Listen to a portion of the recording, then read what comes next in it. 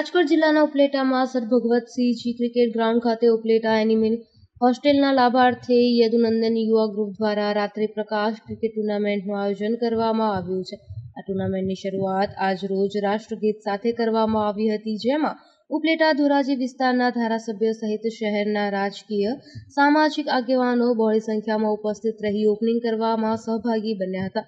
ઉપલેટામાં animal હોસ્ટેલની ગાયોના લાભાર્થે યોજવામાં આવશે આ નાઇટ ક્રિકેટ ટુર્નામેન્ટમાં અલગ અલગ શહેરની અંદાજે 60થી પણ વધુ ટીમો રમવા આવશે, જેમાંથી વિનર ટીમને પુરસ્કાર, ઇનામો સહિત શિલ્ડ કપ આપી સન્માનિત કરવામાં આવશે, તેમજ આ ટુર્નામેન્ટમાં આવનારી તમામ રકમ ઉપલેટા એનિમલ હોસ્ટેલને અર્પણ કરવામાં આવશે। આજે આપ જોઈ રહ્યા છો ઉપલેટાની અંદર રાત્રિ પ્રકાશ ટુર્નામેન્ટનું એક ભવ્ય શુભારંભ થઈ રહ્યો છે।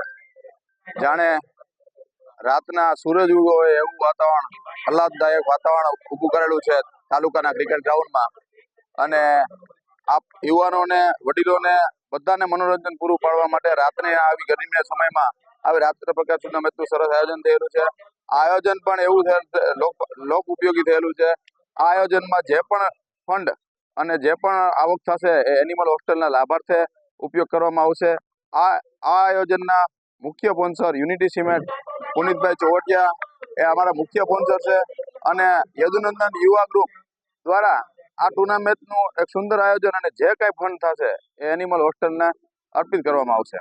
Bureau report, Arshibhai Ahir, Upleta.